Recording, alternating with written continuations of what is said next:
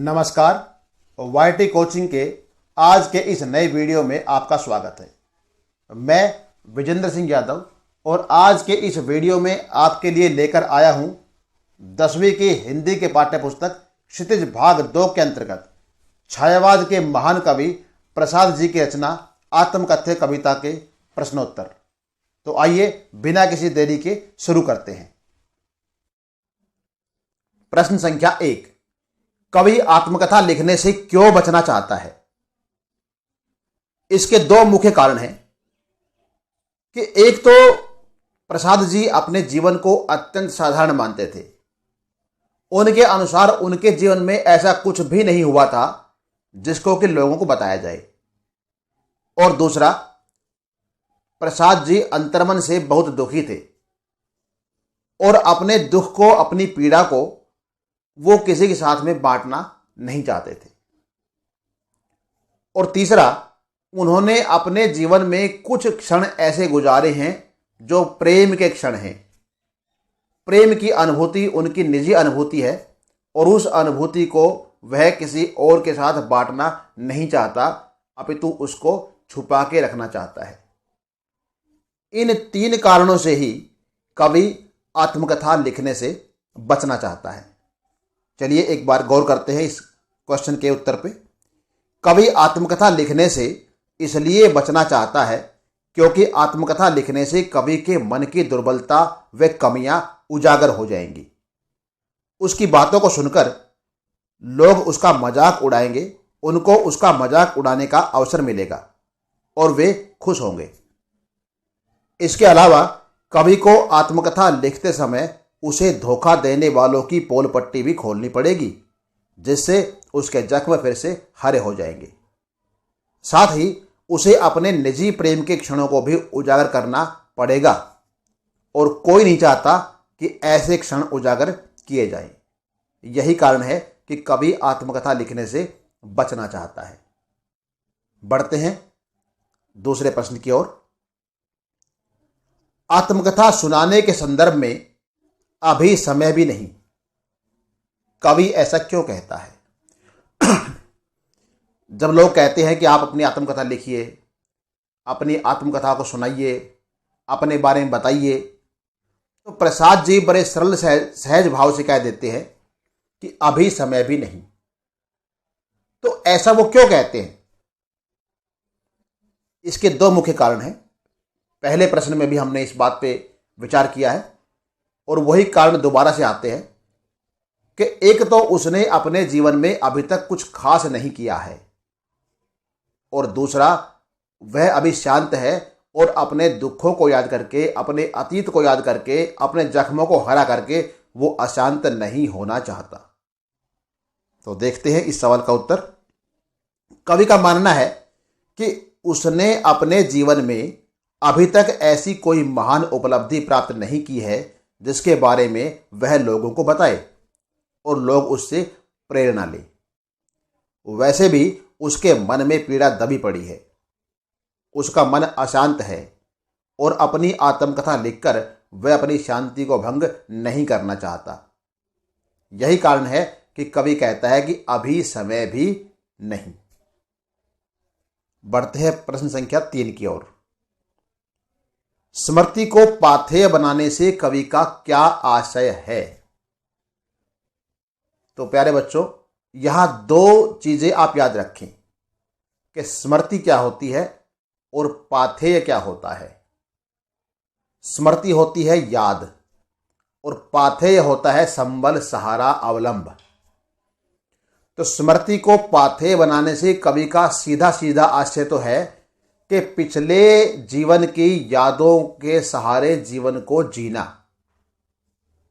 और कवि नहीं चाहता कि जीवन में जो अतीत है, जो घटनाएं घट चुकी है, जो समय चला गया है, जो समय बीत गया है, उनके सहारे ही केवल जीवन जिया जाए।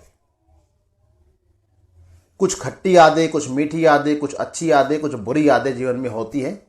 कवि के जीवन में भी कुछ यादें थी। तो देखते हैं इस सवाल का उत्तर।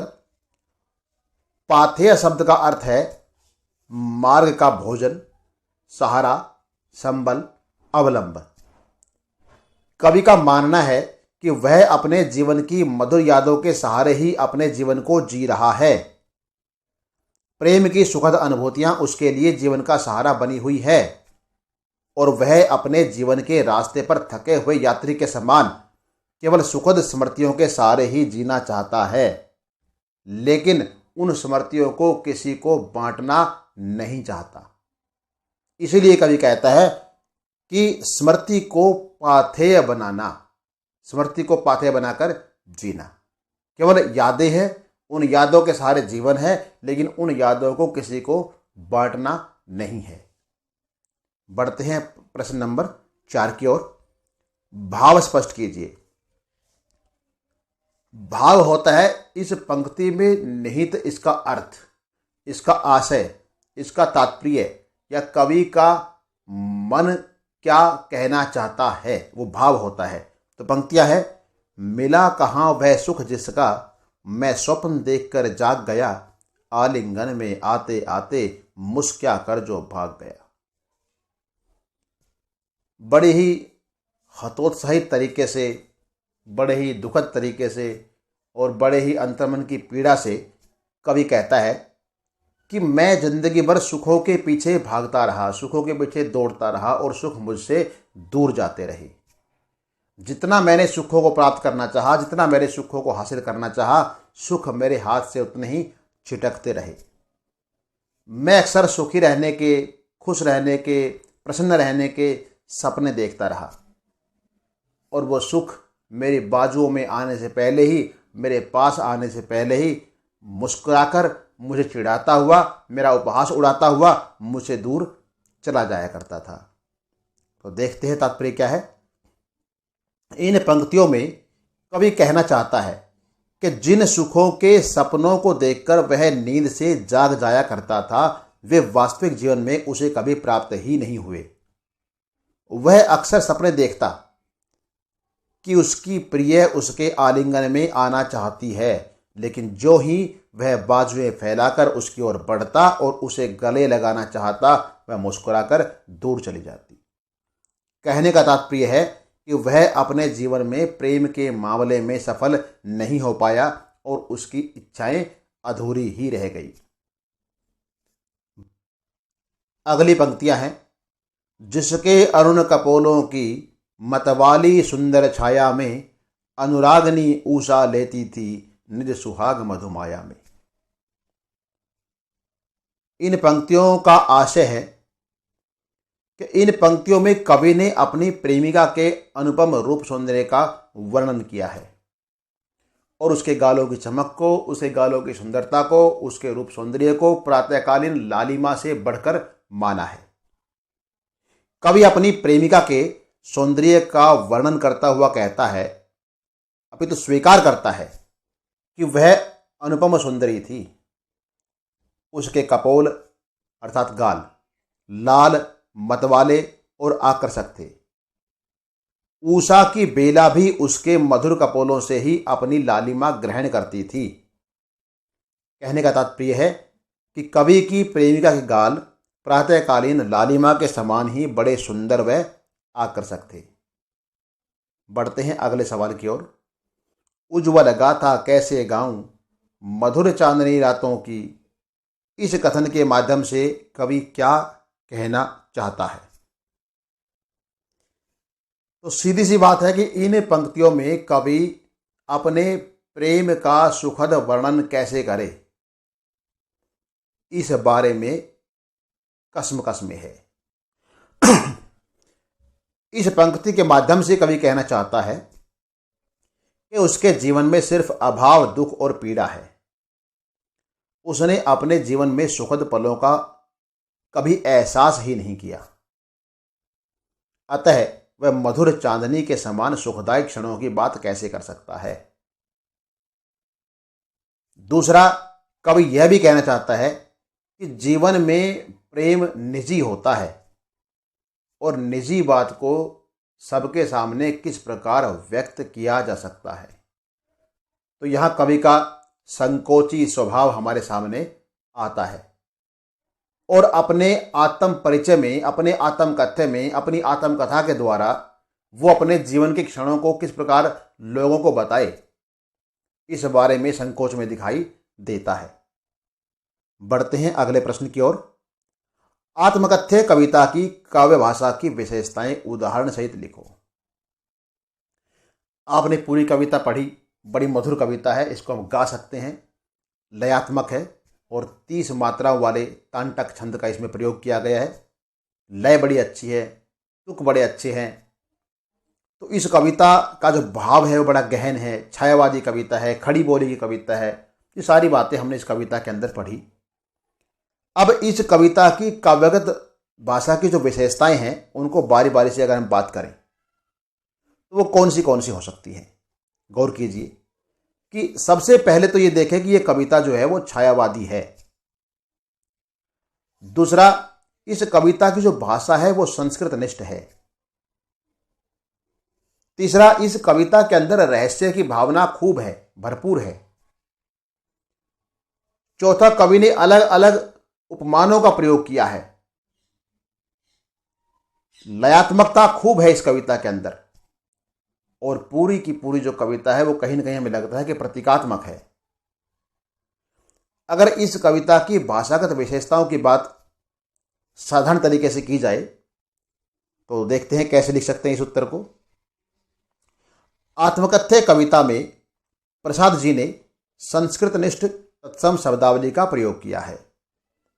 तत्सम प्रधान संस्कृत निष्ठ खड़ी बोली का प्रयोग उनकी पूरी कविता में देखने को मिलता है। कवि ने संकेतों और प्रतीकों के माध्यम से अपनी भावनाओं को व्यक्त किया है। उनका शब्द चयन सर्वथा सटीक और उचित है। प्राकृतिक उपमानों का प्रयोग किया गया है। अनुप्रास, रूपक, रूपकातिशयोक्ति, मानवीकरण, व्यतिरेक और पुनरुक्ति प्रकाश अलंकारों का प्रयोग किया गया है। अन्य छायावादी गीतों के समान यह कविता भी गेय है। इस कविता में तुक और लय का पूरा ध्यान रखा गया है और 30 मात्राओं वाले तांटक छंद का प्रयोग किया गया है जो अक्सर गीतों में प्रयोग होता है। भाषा प्रसाद गुण से युक्त है, सहज, सरल और प्रभामयी है। बढ़ते हैं अगले सवाल की ओर। कवि ने जो सुख का स्वप्न देखा था उसे कविता में किस रूप में व्यक्त किया है। तात्पर्य है इस क्वेश्चन का, इस प्रश्न का, कि कवि ने जीवन में सुख के बारे में क्या सपना देखा था। और उसका सपना था कि प्रेमिका से मिलना। लेकिन क्या वो सपना पूरा हुआ? तो कविता में स्पष्ट बताया गया कि नहीं हुआ। मिला कहा वह सुख जिसका, मैं स्वप्न देखकर जाग गया, आलिंगन में आते आते मुस्कुराकर जो भाग गया। कवि को लगता है कि मुझे प्राप्त होने वाले सुखों ने मेरा उपहास उड़ाया और एक क्षण मेरे पास आकर के अगले ही क्षण मुझसे दूर चले गए। तो कवि ने सपने में अपनी प्रिया का आलिंगन प्राप्त करने का सुख देखा था। उसे लगा था कि उसकी प्रिया उसकी बाहों में है और उससे प्रेममयी बातें कर रही है। कवि ने यह भी सपना देखा था कि उसकी प्रेमिका के कपोलों की सुंदरता प्रातःकालीन लालिमा से भी बढ़कर है। इस प्रकार कवि का स्वप्न माधुर्य भाव का है और श्रृंगार रस से ओतप्रोत है। अब इस कविता के अभ्यास प्रश्न का जो दूसरा भाग है, रचना और अभिव्यक्ति, उस तरफ बढ़ते हैं। और रचना अभिव्यक्ति के अंदर पहला सवाल, इस कविता के माध्यम से प्रसाद जी के व्यक्तित्व की जो झलक मिलती है उसे अपने शब्दों में लिखें। पूरी कविता आपने पढ़ी और इस पूरी कविता के आधार पे एक ऐसी पर्सनैलिटी या ऐसा व्यक्तित्व उभर के आता है प्रसाद जी का जो कहीं ना कहीं अंतर्मुखी है, अपने मन की बात अपने तक सीमित रखना चाहता है, शांत है, संकोची है, लेकिन स्वभाव से प्रेमी है। इस कविता के आधार पर प्रसाद के व्यक्तित्व की, चरित्र की जो झलक है वो इस कविता को पढ़कर लगता है कि प्रसाद जी बड़े ही भले थे। वे छायावाद के प्रवर्तक थे लेकिन उनमें बड़ी बड़ी बातें करने की आदत नहीं थी। उनका व्यक्तित्व बड़ा ही गंभीर और मर्यादित था। वे अपने जीवन में अपनी दुर्बलताओं और भूलों व प्रेम प्रसंगों को अपने तक ही सीमित रखना चाहते थे। वे अपने निजी जीवन के सुखों का या दुखों का वर्णन अपनी कविता में नहीं करना चाहते थे, इसलिए वे सबकी सुन के भी मौन रहना चाहते थे।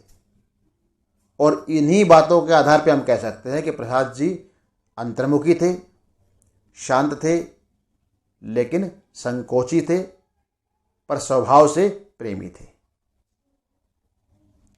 अगला प्रश्न, आप किन व्यक्तियों की आत्मकथा पढ़ना चाहेंगे और क्यों? तो जाहिर सी बात है कि हम अपने जीवन में उन्हीं व्यक्तियों की आत्मकथा पढ़ना चाहेंगे जिनसे हमें प्रेरणा मिलती हो, जो लोग महान हो, जिनके जीवन परिचय को पढ़कर हमें कुछ कर गुजरने की तमन्ना पैदा होती हो। तो हम संसार के कर्मठ और महान लोगों जैसे Abraham Lincoln, Mahatma Gandhi, doctor Rajendra Prasad व हरिवंश राय बच्चन, ऐसे लोगों की आत्मकथा हम पढ़ना चाहेंगे, क्योंकि ये हमें जीवन में संघर्ष करने के लिए प्रेरित करते हैं तथा बहुत कुछ सीखने का अवसर प्रदान करते हैं। तो प्यारे बच्चों, ये थे आपकी 10वीं की हिंदी की पाठ्य पुस्तक क्षितिज भाग 2 के अंतर्गत जयशंकर प्रसाद की रचना आत्मकथ्य कविता के अभ्यास के प्रश्नोत्तर।